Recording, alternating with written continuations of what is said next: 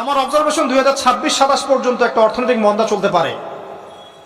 বলবে কিছু কিছু লোক যে ভবিষ্যৎবাণী করতেছে, আবার এটা ভবিষ্যৎবাণী নয়। আপনি বর্তমান সম্পর্কে খবর রাখেন না বলেই বর্তমানকে আপনার ভবিষ্যৎ মনে হচ্ছে। আমাদের অনারেবল মিনিস্টার যারা আছেন ওদেরকে জিজ্ঞাসা করেন, তাদেরকে জিজ্ঞাসা করেন, তারাও বলছেন যে 2023 সাল থেকে 26 সাল খাদ্য মন্দার মধ্যে যাবে। দেখেন নাই, তারা এই কথা বলছেন কারণ তারা বুঝতে পারছেন ওয়ার্ল্ডের অবস্থা ভালো না। এখানে একটা সলিউশন বলছি, ইচ্ছা হলে আপনি গ্রহণ করতে পারেন, ইচ্ছা হলে নাও করতে পারেন। আমার তো চাপিয়ে দেওয়ার কোনো ক্ষমতা নাই। ফাযাক্কির ইন্নামা আনতা মুযাক্কির, আপনি শুধু উপদেশদাতা। লাস্তা আলাইহিম বিমুসাইতির, আপনি কারো প্রতি দারোগা নন। কি উপদেশ? এই যে যাকাত, যেটা যাকাত, আমাদের যাকাত যেটা আসে, এটাকে একটু বড় পরিসরে কালেক্ট করার চেষ্টা করতে হবে। করে যদি আমরা সুষ্ঠু বন্টন করতে পারি গরিবদের মাঝখানে, ইনশাআল্লাহ কেউ খাদ্য অভাবে মারা যাবে না ইনশাআল্লাহ। আল্লাহ পাক আমাদেরকে বোঝার তৌফিক দান করুন। এর পাশাপাশি তারা যেটা বলেছেন, ইকোনমিক সেকশনের লিডার যারা আছে তারা যেটা বলছেন এটা ঠিক বলছেন। তারা বলছেন কৃষিভিত্তিক অর্থনীতির কথা বলছেন, এটার সাথে আমি 100% একমত। কারণ আল্লাহ পাকের কোরআন, এই কোরআনের মধ্যে বেশিরভাগ যে অর্থনীতির কথা এসেছে তা হচ্ছে কৃষিভিত্তিক অর্থনীতি। এটা কি জানেন? হয়তো জানেন না। কোরআনে যত ইকোনমিক সিস্টেমের কথা আসছে তার মধ্যে সবচেয়ে বেশি এসেছে কৃষিভিত্তিক অর্থনীতির কথা, তারপর ব্যবসা এবং যাকাত। অতএব তারা ঠিকই বলেছেন, দেশের যারা ইকোনমিক সেকশনে গবেষণা করছেন তারা ঠিক কথাই বলেছেন যে কৃষিভিত্তিক অর্থনীতি হচ্ছে আমাদের অর্থনৈতিক মন্দা দূর করার অন্যতম উপায়। ঠিক বলেছেন, আমি একমত। তো যাকাত যেটা কথা বলছিলাম, বাম দিকে যাকাত আসবে, তো যাকাত আমরা দিব তো ইনশাল্লাহ ভাই। যাদের শোনেন, বাংলাদেশে এমন অনেক শিল্পপতি আছে যাদের একজনের যাকাতের টাকা দিয়ে একটা গ্রাম চলতে পারে। আর যাকাতের টাকা কিন্তু শুধু এক বছরে আসবে না, প্রতি বছরেই ঘুরে ঘুরে আসবে। মনে করেন যে আপনাদের এলাকার মধ্যে অনেক বিত্তশালী আছেন, আমি দোয়া করি মন থেকে আল্লাহ পাক বিত্তশালীদের অন্তরটাকে নরম করে দিক এবং ওসমান রাদিয়াল্লাহু আনহুর মতো দানশীল করে দিক। আমরা দোয়া করি, আমরা কারো খারাপ চাবো, সবার জন্য হেদায়েতের দোয়া করব। টাকা থাকতে তো সমস্যা নাই, কিন্তু টাকা থেকে যদি উসমান রাদিয়াল্লাহু আনহু হতে না পারলাম তাহলে সমস্যা। টাকা থাকতে কোনো সমস্যা নাই, ধন আপনাকে আল্লাহ দিতেই পারে। এই ধনটাকে উসমান গনি রাদিয়াল্লাহু আনহুর মতো আল্লাহর পথে বিতরণ করে দেন, ইনশাআল্লাহ আল্লাহ পাক আপনাকে জান্নাতুল ফেরদৌস দান করবেন ইনশাআল্লাহ। তো অনুরোধ থাকবে, দেখেন আপনারা যদি একটা এলাকার যাকাত কালেক্ট করতে পারেন, মনে করেন কথার কথা এখানে কিছু মেয়ে আছে যারা খারাপ পথে পা বাড়িয়েছে, আমার কথা বুঝতে পারছেন? আচ্ছা, এরকম পল্লী অনেক জায়গায় আছে না? এক বছরের যাকাতের টাকা দিয়ে সমস্ত পল্লীর মেয়েদেরকে কাজ দেওয়া সম্ভব, কর্মে আনা সম্ভব।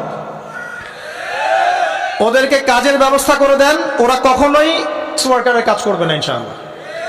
কোনো মেয়ে এই কাজ করতে চায় না আমার মতে। কোনো মেয়ে চায় না যে ইজ্জত বিক্রি করে খাবো, কোনো মেয়ে চাবে? কখনো চাবে না। ওকে আপনি ভালো কাজের ব্যবস্থা করে দেন এই যাকাতের টাকা দিয়ে, দেখবেন ইনশাআল্লাহ সে ওই খারাপ পথ ছেড়ে দিয়েছে।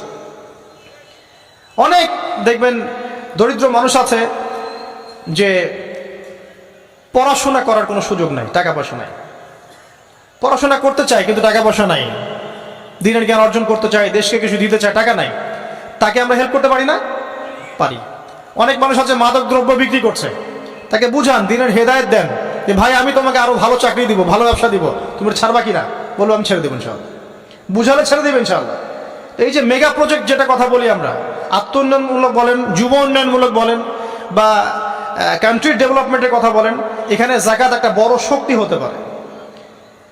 তবে এটাকে সুষ্ঠুভাবে কালেক্ট করতে হবে এবং যাকাতের যে 8টা খাত আছে এই খাতগুলোতে সুষ্ঠুভাবে বন্টন করতে হবে। অমুসলিমদেরকেও যাকাত দেওয়া যায়, জানেন? অমুসলিম যদি কেউ থাকে, দরিদ্র, তাকেও যাকাত দিয়ে সহযোগিতা করা যায়। আমরা সহযোগিতা করি না বলেই তো ওই যে চীন থেকে লোকজন এসে সহযোগিতা করে খ্রিস্টান বানাচ্ছে এখন সবাইকে।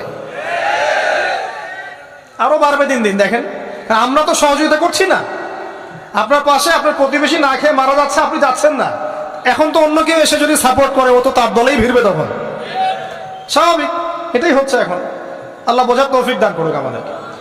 বাম দিকে মাইয়াতে থাকবে কি ভাই? যাকাত।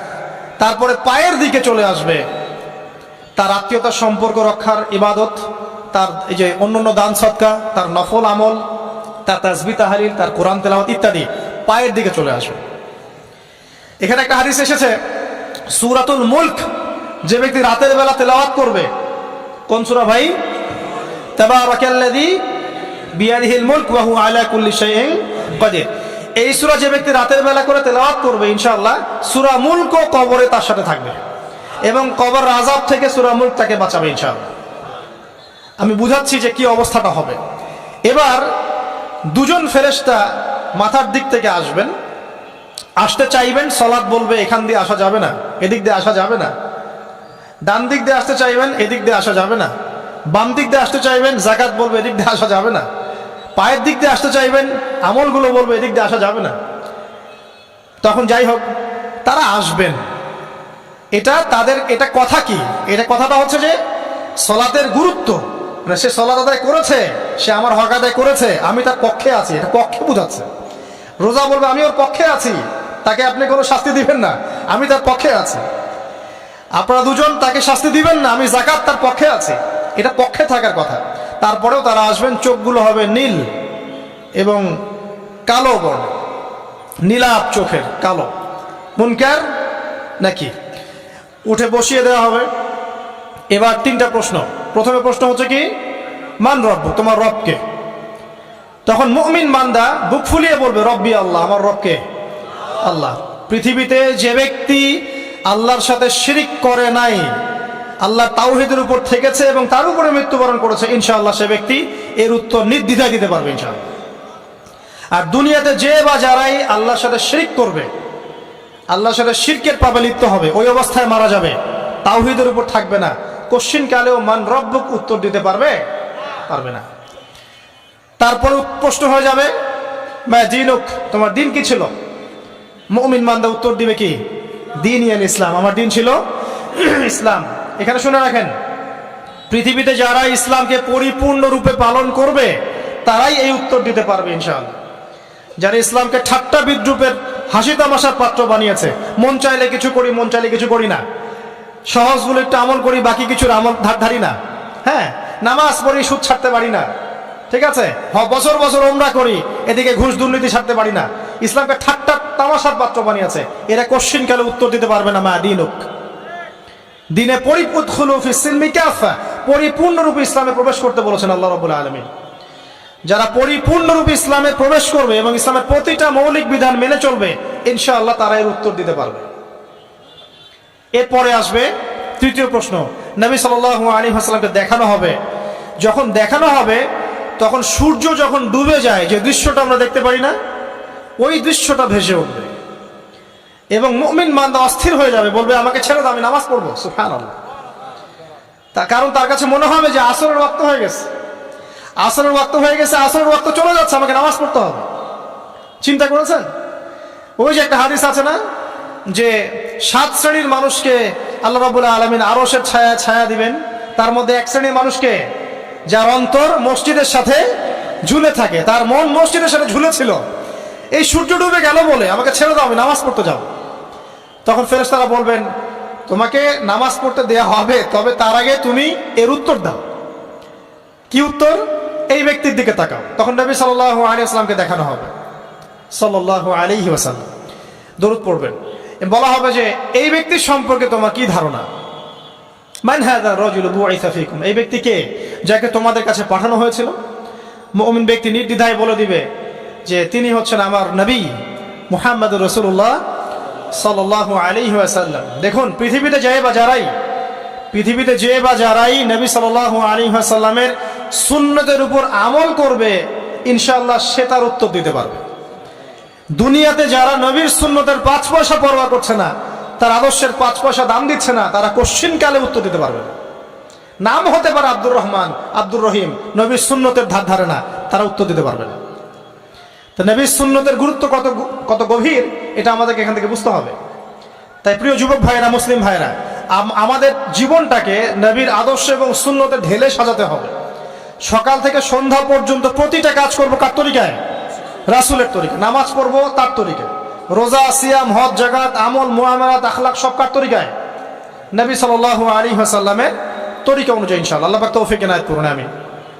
এবার ফেরেশতা দুজন জিজ্ঞাসা করবেন অবাক হয়ে যে তুমি কিভাবে এটা জানলে, তুমি কিভাবে এই 3টা প্রশ্নের উত্তর দিতে পারলে? কারণ বেশিরভাগ মানুষ তো উত্তর দিতে পারবে না, বেশিরভাগ মানুষই এই উত্তর দিতে পারবে না। কারণ কিয়ামতের মাঠে 1999 জন মানুষ জাহান্নামে যাবে, নাউজুবিল্লাহ। তো এটা কঠিন পরীক্ষা। আল্লাহ রাসূল সাল্লাল্লাহু আলাইহি ওয়াসাল্লাম বলেছেন যে নিশ্চয়ই তোমাদেরকে এখানে পরীক্ষায় ফেলা হবে, আর তোমরা যদি এই পরীক্ষা জেনে তোমাদের মৃতদেরকে দাফন করা থেকে বিরত না থাকতে, তাহলে আমি তোমাদেরকে শুনিয়ে দিতাম কবরে কেমন পরীক্ষা হয়। মানে যদি আমরা শুনতে পারতাম যে কবরে কেমন পরীক্ষা হয়, আমরা ভয়ে আমাদের মৃতদেরকে দাফন পর্যন্ত করতাম না। এটা নবীজি বলছেন সাল্লাল্লাহু আলাইহি ওয়াসাল্লাম। তাকে জিজ্ঞাসা করা হবে যে তুমি কিভাবে জানলে এটা? বেশিরভাগ মানুষ তো পারে না উত্তর দিতে। তখন সেই ব্যক্তি বলে বসবে, সেই ব্যক্তি বলবে যে করাতু কিতাব আল্লাহ, আমি আল্লাহর কিতাব এই কোরআন পড়েছি। মুমিন বলবে আমি আল্লাহর কোরআন পড়েছি, ফাআমানতু বিহি, আমি এর উপর ঈমান এনেছিলাম, ওয়া সাদ্দাকতু, এবং সত্যায়ন করেছিলাম। সুবহানাল্লাহ। অতএব দুনিয়াতে যারা দিনের জ্ঞান অর্জন করছে না, কোরআন পড়ছে না, হাদিস পড়ছে না, পড়াশোনার চেষ্টা করছে না, জানার চেষ্টা করছে না, কবরে পাওয়া ডিফিকাল্ট আছে।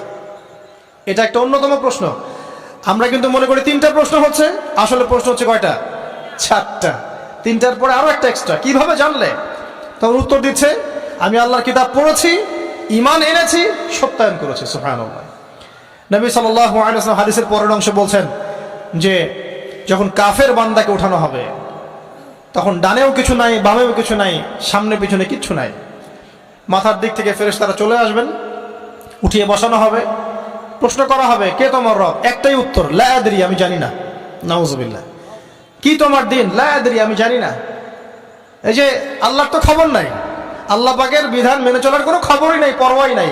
সে জানবে কিভাবে ইসলাম কি জিনিস? সে জানবে কিভাবে আল্লাহ কি জিনিস? ও তো আল্লাহকে চিনেই না। দিব্যি বলে বেড়াচ্ছে মহাবিশ্ব সৃষ্টি হয়েছে বিগ ব্যাং থেকে, আল্লাহ বলে কেউ নাই। মানুষ সৃষ্টি হয়েছে বান্দর থেকে, নাউজুবিল্লাহ। ওই যে ডারউইনের মতবাদ, কি থিওরি অফ এভলিউশন নাকি? হ্যাঁ, তাই তো মনে হয়। অনেকদিন আগে পড়ছি ভাই, ভুলে গেছি। তো যাই হোক, মানুষ তো আল্লাহকে চিনছে না।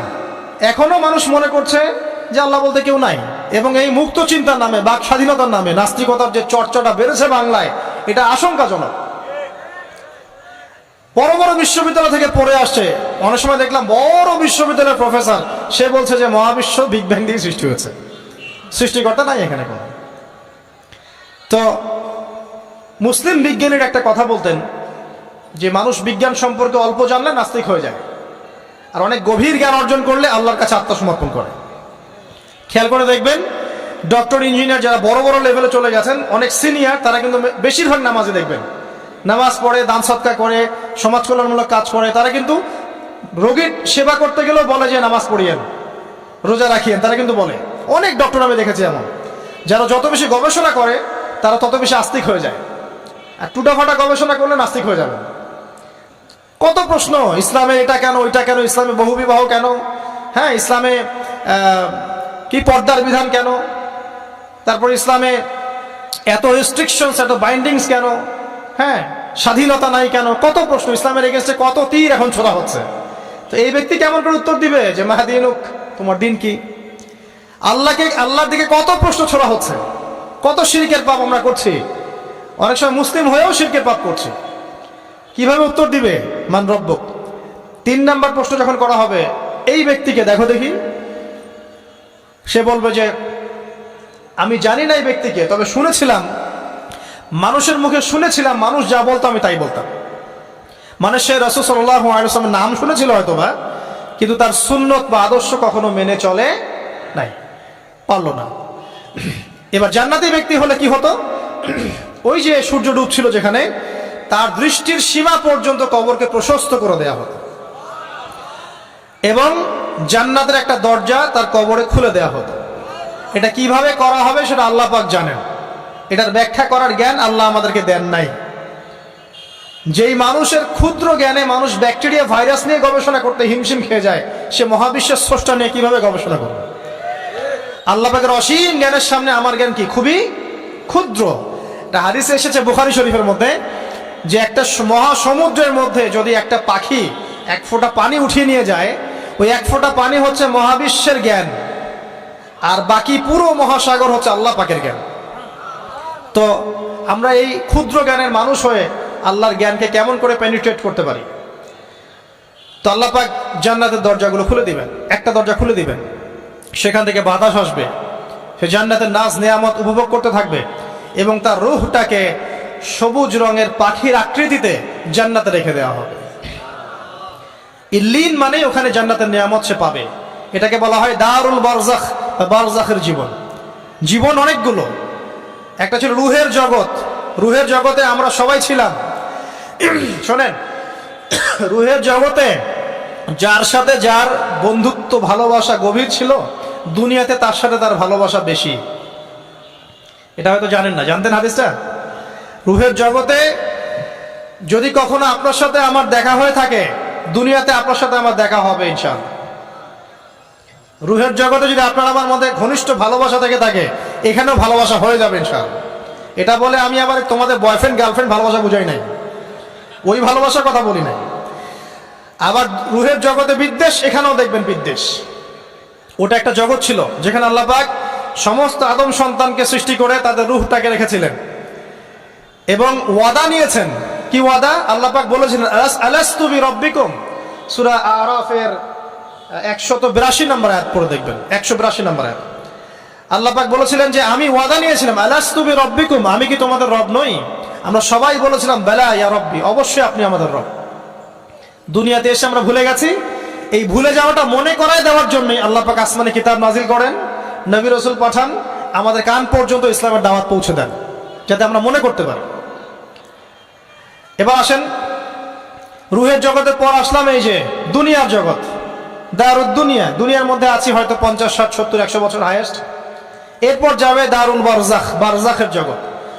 পাপী ব্যক্তি হলে জাহান্নামের দরজা খুলে দেওয়া হবে আর জাহান্নামের সে আযাব ভোগ করতে থাকবে, এবং পুণ্যবান ব্যক্তি হলে জান্নাতের দরজা খুলে দেওয়া হবে এবং এর নাজ নেয়ামত সে ভোগ করতে থাকবে। তখন তাকে বলা হবে এটা জান্নাতের সেই জায়গা যেখানে তুমি থাকবে। এটা দেখার সাথে সাথে, শোনার সাথে সাথে তার যে খুশি উৎফুল্লতা আরো অনেক বেড়ে যাবে এবং সে কি করবে জানেন? সে পৃথিবীতে ফিরে আসতে চাইবে। সে বলবে আমাকে আমার পরিবার বর্গকে জানাতে দেন, আমাকে আমার পরিবার বর্গকে জানাতে দেন যে আমি ভালো আছি। তখন ফেরেশতারা তাকে বলবেন যে এটা সম্ভব না, তোমার এবং তাদের মাঝে দারুল বারজাখ আছে, তুমি এটা ভেদ করে যেতে পারবে না। তখন তার আত্মাটাকে ইল্লিনে দেওয়া হবে, একটা সবুজ পাখির আকৃতিতে জান্নাতে ঘুরে বেড়াবে ইনশাআল্লাহ। আর যদি জাহান্নামী হয় তাহলে যে বললাম দরজা খুলে যাবে, জাহান্নামের মর্মান্তিক আযাব তার দিকে আসতে থাকবে। কবর সংকুচিত হয়ে আসবে এমন ভাবে যাতে তার বাম পাজর ডান পাজরের ভিতরে এইভাবে ঢুকে যাবে, নাউযুবিল্লাহ। এবং এই আযাব চলতে থাকবে ইলা ইয়াউমি ইউবআসুন, পুনরুত্থানের দিন পর্যন্ত। এখন এই যে হাদিসটা আপনারা শুনলেন, এই হাদিসটা ব্যক্তিকেন্দ্রিক নয় কি? এখানে তিনটা বিষয় আপনাকে ফোকাস করতে হবে আমাদেরকে। এক, তাওহীদ, আল্লাহ পাকের তাওহীদ। দুই, রিসালাত, রাসূলুল্লাহ সাল্লাল্লাহু আলাইহি ওয়াসাল্লামের রিসালাত। এবং আখিরাত, পরকাল। এই তিনটা বিষয় খুব স্বল্প কথায় বলছি। দেখুন, তাওহীদ কি? আল্লাহ পাকের একত্ববাদ। এক আল্লাহকে আপনি সৃষ্টিকর্তা মানবেন, রিজিক দাতা মানবেন, পালন কর্তা মানবেন, সন্তান দাতা, ভালো মন্দের মালিক, সমস্ত কিছুর মালিককে আল্লাহ। আল্লাহ আল্লাহ আমাকে বাঁচিয়ে রেখেছেন, আল্লাহ আমাকে মৃত্যু দিবেন, আল্লাহ আমাকে রিজিক দেন, আল্লাহ আমাকে সন্তান দিবেন, আল্লাহ আমার ভালোর মালিক, আল্লাহ মন্দের মালিক, আল্লাহ সমস্ত কিছুর মালিক। এই কনসেপ্ট পরিষ্কার থাকবে, লা ইলাহা ইল্লাল্লাহ পরিষ্কার থাকবে। সমস্ত বিষয় কার পক্ষ থেকে? আল্লাহর পক্ষ থেকে। তাওহীদ, শর্ট সংক্ষিপ্ত কথায় বললাম তাওহীদ। এর মধ্যে তিনটা ক্লাসিফিকেশন আছে, রুবুবিয়্যাত, উলুহিয়্যাত, আসমা ও সিফাত। এটা আপনারা কিতাবুত তাওহীদ বই থেকে পড়ে নিয়েন। সংক্ষেপে বলে দেই, রুবুবিয়্যাত আল্লাহ পাকের সমস্ত বিষয়গুলো তার দিকে সম্বন্ধ করা, সৃষ্টিকর্তা, পালনকর্তা, রিজিক দাতা সবকে আল্লাহ। উলুহিয়্যাত কি? দুনিয়াতে এসেছি আল্লাহ পাকেরই দাসত্ব করতে হবে, অন্য কারো দাসত্ব চলবে না, তাওহীদ উলুহিয়্যাত। আসমা ও সিফাত কি? আসমা সিফাত মানে হচ্ছে আল্লাহ পাকের নাম গুণাবলীগুলো আছে। আল্লাহ পাক রহমান, আল্লাহ পাক রহিম, আল্লাহ পাক রাজ্জাক, হ্যাঁ, আল্লাহ পাক গফুর, আল্লাহ পাক শদীদুল ইকাব। সমস্ত গুণাবলী কার? আল্লাহ। এই হলো আসমা সিফাত। আল্লাহ পাক যেমন, আল্লাহ পাক তেমন, আল্লাহ পাক নিজের মতো, কারোর সাথে তুলনীয় নন। হুয়াল্লাহু আহাদ, একক। আল্লাহুস সামাদ, তিনি অমুখাপেক্ষী। লাম ইয়ালিদ ওয়া লাম ইউলাদ, তিনি জন্ম দেননি, জন্মিতও নন, ওয়ালাম ইয়াকুল লাহু কুফুয়ান আহাদ, তার সমতুল্য আর কিছুই নাই। আল্লাহ থেকে সবকিছু হয়, এটাই হলো তাওহীদ। এখন এর অপোজিশন কি? শিরক। তাওহীদের বিরুদ্ধে গেলে কি হয়ে যাবে? শিরক। কেউ যদি মনে করে যে আল্লাহ ছাড়া কেউ আমাকে জীবন দিতে পারে, আল্লাহ ছাড়া কেউ আমাকে মারতে পারে, আল্লাহ ছাড়া কেউ আমাকে রিজিক দিতে পারে, অথবা আল্লাহ ছাড়া কেউ সন্তান দিতে পারে, আল্লাহ ছাড়া অন্য কারো কাছে কেউ যদি দোয়া করে, আল্লাহ ছাড়া অন্য কারো জন্য নজর মানত করে, আল্লাহ ছাড়া অন্য কারো নামে কসম খায়, আল্লাহর হালালকে হারাম করে দেয়, আল্লাহর হারামকে হালাল করে নেয়, ঠিক আছে? আল্লাহ থেকে শুভ অশুভ আসে না, শুভ আল্লাহর পক্ষ থেকে আসে, অশুভ শয়তানের পক্ষ থেকে আসে, এমনও যদি কেউ মনে করে, শুভ অশুভ দুটোই আল্লাহর পক্ষ থেকে আসে, কিন্তু কেউ যদি মনে করে না শুভগুলো আল্লাহর পক্ষ থেকে, অশুভগুলো শয়তানের পক্ষ থেকে, এমনও যদি মনে করে, শিরক হয়ে যাবে। মুসলিমরা চলাফেরায়, মুসলিমরা আল্লাহ ছাড়া অন্য কারো কাছে চাচ্ছে, মুসলিমরা অনেকে কবরে সেজদা করছে, মুসলিমরা অনেকেই মৃত মানুষের কাছে দোয়া করছে, হাতে বালা পরে আছেন, খোলেন না। কেন খোলেন না? ভয়ে যদি আপনার ক্ষতি হয়, শিরক। মুসলিমরা দেখবেন আগুনের সামনে মাথা নত করছে, মুসলিমরা এখন মেডিটেশন করে, ধ্যান করে, মুসলিমরা জিনকে তাবে করতেছে, অনেক সময় দেখা যায় মুসলিমরা জাদু করতেছে, জাদুবিদ্যা, কুফরি কালাম করছে না? করছে, সবই শিরক, সবই শিরক। মুসলিমরা দেখবেন আল্লাহর হালাল যেগুলো আছে এগুলোকে হারাম করে ফেলছে, আবার অনেক সময় আল্লাহর হারামগুলোকে হালাল করে নিচ্ছে। সুদ কি ভাই? এখানে ফরজ, হালাল করে নেওয়া হয়েছে। মদ কি? তোমাদের কাছে তো ওয়াজিব, না খাইলে ঘুম হয় না। তো এই যে আল্লাহর হারামগুলোকে কি করছি আমরা? হালাল করে ফেলছি, এটাও শিরক, কুফরি একটা। তো এক কথায় তাওহীদের উপর যারা থাকবে, মান রব্বুক উত্তর দিতে পারবে ইনশাআল্লাহ। যারা শিরক করে ফেলবে ওই অবস্থায় মারা যাবে, মান রব্বুক উত্তর দিতে পারবে না। আমার কথা কি বোঝা যাচ্ছে? আমি সহজ করার চেষ্টা করছি, কিন্তু হয়তো পারছি না, এটা আমার ব্যর্থতা। এক কথায় যদি আমরা কবরের প্রথম প্রশ্নের উত্তর দিতে চাই, তাহলে আমাদেরকে অবশ্যই তাওহীদের উপর থাকতে হবে, শিরকে যাওয়া যাবে না। প্রিয় ভাইরা, শিরকের পাপ থেকে আজকে তওবা করে ফেলবেন। আল্লাহ জেনে না জেনে জীবনে যত শিরক করেছে আল্লাহ মাফ করে দাও, আমিন। এবং আগামী দিনগুলোতে শিরকের পাপে লিপ্ত হয় না। প্রিয় ভাইরা, যদি আপনার আমলনামায় আসমান জমিন সমানও পাপ থাকে, শিরকের পাপটুকু না থাকে, আল্লাহ পাক আপনার পুরো পাপ মাফ করতে পারবেন ইনশাআল্লাহ। আল্লাহ পাক বলেছেন, মেরাজের রাতে নবী সাল্লাল্লাহু আলাইহি ওয়াসাল্লামকে আরশে আজিমের কাছে উঠিয়ে নিয়ে আল্লাহ পাক 3টা ওহী করেছেন। কয়টা ওহী? একটা ছিল 5 ওয়াক্ত নামাজ, ঠিক আছে? 2 নাম্বার হচ্ছে সূরা বাকারার শেষের 3টা আয়াত। 3 নাম্বার একটা ওয়াদা, একটা প্রতিশ্রুতি। সেটা কি? হে মুহাম্মদ সাল্লাল্লাহু আলাইহি ওয়াসাল্লাম, তোমার উম্মতের মধ্যে কেউ যদি আসমান জমিন সমান পাপ নিয়ে আমার সামনে হাজির হয়, কিন্তু আমার সাথে কাউকে শরিক না করে, শিরক না করে, তাহলে আমি আল্লাহ তার সামনে আসমান জমিন সমান ক্ষমা নিয়ে হাজির হব, মানে মাফ করে দেওয়া হবে ইনশাআল্লাহ। অতএব শিরকের পাপে যায় না, ইনশাআল্লাহ জান্নাতে যাওয়া যাবে। যে ব্যক্তি মন থেকে একবার লা ইলাহা ইল্লাল্লাহ পড়েছে, সমস্ত বিষয় আল্লাহর দিকে সুপর্দ করে, তার অন্যান্য অনেক পাপ থাকতে পারে, আল্লাহ পাক চাইলে সব পাপ মাফ করতে পারবে। অতএব মান রব্বুক উত্তর দিতে চাইলে শিরকের পাপে যাওয়া যাবে? যাবে না। আধুনিক শিরকের মধ্যে সবচেয়ে ভয়ঙ্করটা হচ্ছে এটা, যে আমরা আল্লাহর হালালকে হারাম করে নিচ্ছি, হারামকে আবার হালাল করে ফেলছি। এখানে যায় না। সবকিছু আল্লাহ থেকে আসে, দোয়া আল্লাহর জন্য করবেন, নামাজ আল্লাহর জন্য, সবকিছু ইবাদত আল্লাহর জন্য, দ্বীনি ইলম অর্জন আল্লাহর জন্য। প্রতিটা কাজের করার আগে নিয়ত ফিক্স করবেন, কেন করব? পরকালীন স্বার্থ থাকলে করব, না হলে করব না। কেন তুমি টিকটকে যাবা না? কারণ পরকালীন কোনো স্বার্থ নাই। কেন তুমি ফ্রি মিক্সিং অ্যাফেয়ার্সে যাবা না? কারণ পরকালীন কোনো স্বার্থ নাই। কেন মদ খাবা না? পরকালীন কোনো স্বার্থ নাই। কেন মিউজিকে যাচ্ছ না? কারণ পরকালীন কোনো স্বার্থ নাই। কেন তুমি এই যে সুদ খাবা না? কারণ পরকালীন কোনো স্বার্থ নাই। যে কাজে পরকালীন কোনো স্বার্থ নাই, সে কাজে কোনো মুমিন মুসলিম নাই। কেন নামাজ পড়বো? কারণ পরকালীন স্বার্থ আছে। কেন রোজা রাখবো? পরকালীন স্বার্থ আছে। কেন আমি হালাল বিয়ে করব, হারাম জেনায় যাব না? পরকালের স্বার্থ আছে। কেন আমি যাকাত দিব, ব্যবসা করব, সুদ খাবো না? কারণ পরকালের স্বার্থ আছে। কেন ইসলামের দাওয়াত দিব?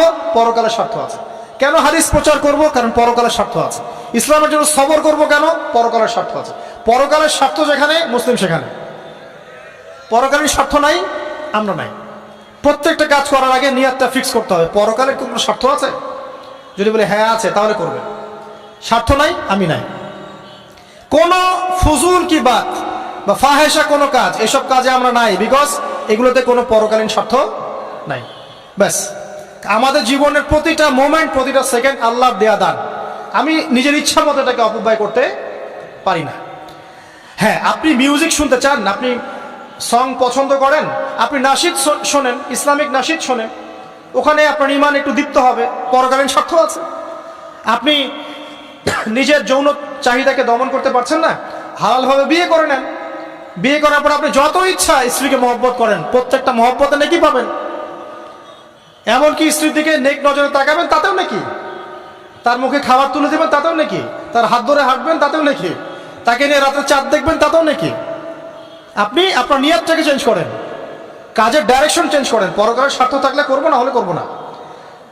আপনি পছন্দ করেন ঘুরে বেড়াতে, আল্লাহর দিনের দায়ী হয়ে ঘুরে বেড়ান না, সমস্যা কি? আল্লাহর জমিন ঘুরে দেখেন, এইসব অবান্তর কাজে লিপ্ত না থেকে আল্লাহ পাকের নিদর্শনগুলো ঘুরে দেখেন, আপনার ইমান বাড়বে ইনশাআল্লাহ। আপনার সংস্কৃতি ভালো লাগে, ইসলামিক সংস্কৃতি মেনে চলেন। আপনি কবিতা লিখতে ভালোবাসেন, ইসলামিক কোনো কবিতা লেখেন। আপনি উপন্যাস পড়তে ভালোবাসেন, ইসলামিক কোনো উপন্যাস পড়েন। আমি বলছি না এগুলোর বাইরে কোনো পড়াশোনা করা যাবে না, এমনটা আমি কিন্তু বলছি না। আমি বলছি আপনি আপনার পুরো কাজটাকে আগে ফিক্স করবেন, পরকালের কোনো স্বার্থ আছে কি নাই। যদি হ্যাঁ দেখা যায় হ্যাঁ পরকালের স্বার্থ ঠিক আছে, অবশ্যই করেন, কোনো সমস্যা নেই। আল্লাহ পাক বোঝার তৌফিক দান করুন। তো দেখুন প্রিয় ভাইরা, শিরকের পাপে যাওয়া যাবে না। এই শিরকের পাপ না থাকলে আমল নামায় ইনশাআল্লাহ আমরা জান্নাতে যাব এবং কবরের উত্তর দিতে পারবো ইনশাআল্লাহ। মান রব্বুক, উত্তর পাস ইনশাআল্লাহ। তারপরে কি? মাদিনুক। এক কথায় ইসলামের অনেক বিধিবিধান আছে, নামাজ, কালিমা, সওম, যাকাত, হজ সব আছে। আমর বিল মারুফ, নাহি আনিল মুনকার, পিতামাতার খেদমত, প্রতিবেশীর অধিকার, স্ত্রীর অধিকার, তারপরে সন্তানদের অধিকার, যাকাত, সবকিছু আছে। এখন যদি ইসলামের কিছু অংশকে মেনে নেন, কিছু অংশকে না মানেন, এটা কিন্তু কুফরি। ইসলামের কিছু অংশকে মানছেন, কিছু অংশকে মানছেন না, এটা কিন্তু কুফরি। ইসলামের পরিপূর্ণ বিধানটাকে যদি মেনে চলেন ইনশাআল্লাহু আযজা ওয়া জাল আপনি মাদিনুক উত্তর দিতে পারবেন। আপনি আমল করতে পারেন না পারেন, মনে করেন আপনি আমল করতে পারছেন না, কিন্তু আপনি আকীদা পোষণ করছেন যে হ্যাঁ ইসলামে যা আছে আমি সবকিছু মেনে চলি, কিন্তু হয়তো আমল করতে গিয়ে আমি পারছি না। আমি হয়তো নামাজ 5 ওয়াক্ত পড়তে হয়, আমি জানি, আমি মানি, কিন্তু আমার মাঝে মাঝে মিস হচ্ছে, মাঝে মাঝে আমি জামাত মিস করে ফেলছি। আপনি মানেন যে সওম রাখতে হয়, মাঝে মাঝে আপনার সওম মিস হয়ে যাচ্ছে, কিন্তু আপনি বিশ্বাস করেন যে হ্যাঁ আপনি সওম রাখতে হয়, আপনার আকীদা ঠিক আছে।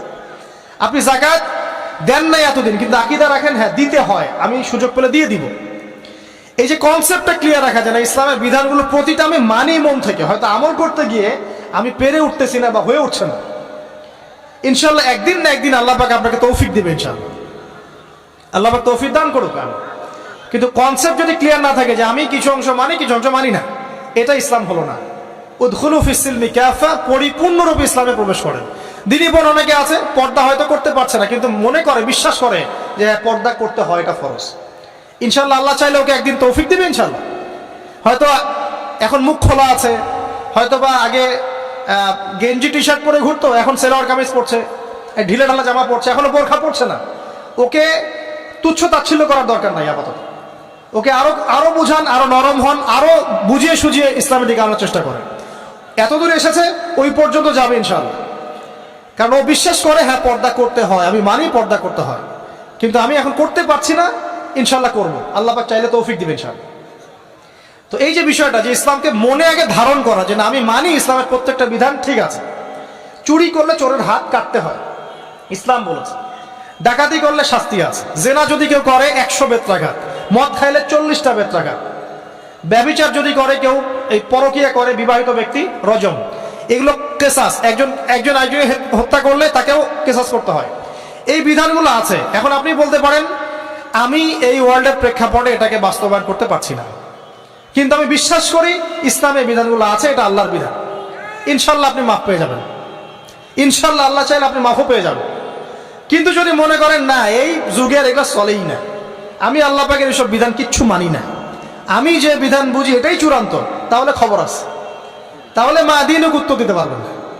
তো বুঝেন, বিষয়টা বোঝেন, আকীদাটা ক্লিয়ার করেন যে না আমি পারতেছি না, এটা একটা বিষয়, কিন্তু আমি বিশ্বাস করি ইসলামের এগুলো অংশ, হয়তো আমি এখন পারছি না, ইনশাল্লাহ ভবিষ্যতে পারবো। আল্লাহ চাইলে আপনাকে তৌফিক দিবেন ইনশাআল্লাহ। আমরা দোয়া করি আল্লাহ পাক আমাদেরকে পরিপূর্ণরূপে ইসলামে প্রবেশ করার তৌফিক দান করুন। আর সর্বশেষ কি, এটা যদি করতে পারে মা দিনুক উত্তর দিতে পারবে। মান নবিয়ুকে উত্তর কখন দিতে পারবে? যখন একজন ব্যক্তি সারা জীবন নবী সাল্লাল্লাহু আলাইহি ওয়াসাল্লামের সুন্নতের উপর আমল করতে পারবে। এই যে ঘুম থেকে উঠলেন, ব্যাস ব্রাশটা নিয়ে দৌড়ে চলে গেলেন বাথরুমে, কি জন্য? ঘুম থেকে উঠলেন, আগে চোখটা একটু ঘষতে হবে, মুখে হাত দিতে হবে, তারপরে আপনি দোয়া পড়বেন। কি দোয়া পড়বেন? আলহামদুলিল্লাহিল্লাযী আহইয়ানা বা'দা মা আমাতানা ওয়া ইলাইহিন নুশুর। তারপরে আপনি যাবেন বাথরুমে। দোয়াটা না পড়ে কেন গেলেন? ঘুমাচ্ছেন, ঘুমানোর আগে আপনি অবশ্যই বলবেন।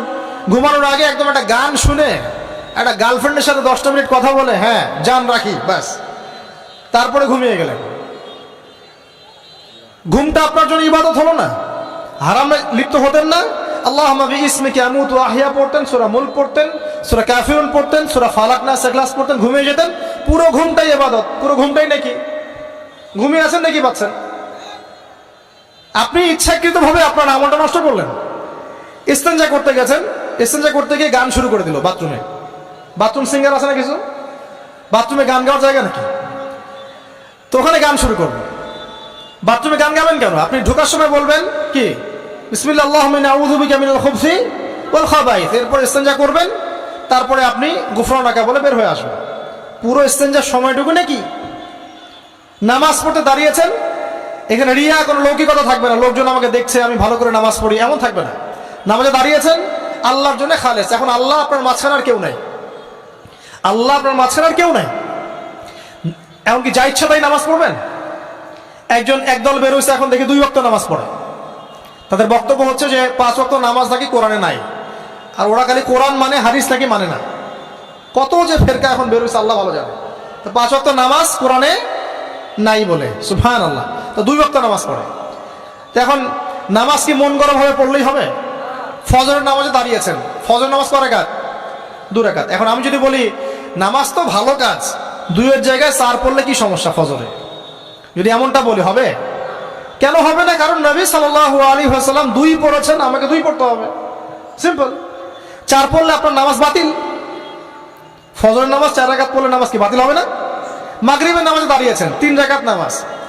তখন আপনি মনে চিন্তা করছেন না 3-এর জায়গায় আমি 4 পড়বো, 5 পড়বো। নামাজ তো ভালো জিনিস, বেশি করলে কি সমস্যা? সবকিছু বেশি করতে হয় না।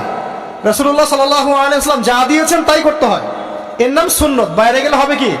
বেদাত। প্রত্যেকটা কাজ খেয়াল করতে হবে। তো প্রত্যেকটা আমল এভাবে। নামাজ, এই যে রোজা রাখবেন, রমজান মাসে রোজা রাখলে এটা ফরজ। আর আপনি চিন্তা করেন রোজা তো ভালো জিনিস, আমি রমজানও রাখবো, শাবান পুরো 2 মাসে রাখবো, হবে? দেখেন, নফল বিষয়টা আলাদা, আমি ফরজের কথা বলছি। কেউ যদি মনে করে ফরজ রোজা আমি 2 মাসে রাখবো, রমজানও রাখবো, শাবানও রাখবো, রোজা ভালো জিনিস করলে কি সমস্যা হবে? হবে না। এভাবেই হজ করতে হয় ওইখানে আরাফার মাঠে। আপনি মনে করেন কুড়িগ্রামে হজের একটা জায়গা বানাইলাম আমরা, মনে করেন কথার কথা, এমনও কিন্তু জায়গা আছে মানুষ অন্য জায়গায় হজ করে। কিন্তু আপনি ভাবছেন এমনি এমনি বলছি, এমন অনেক ফেরকা আছে মুসলিমদের মধ্যে, মুসলিম নামধারী, এগুলো মুসলিম না, হজেরও জায়গা বানাইছে আলাদা, ওখানে হজ করে, ওখানে তাওয়াফ করে। এখন হজ যেখানে করতে হবে ওখানে না করে যদি এখানে করি, হবে? হবে না। যাকাত দেওয়ার একটা লিমিট আছে, এইটুক দিতে হবে। আপনি এখন কম দিলেন, হবে?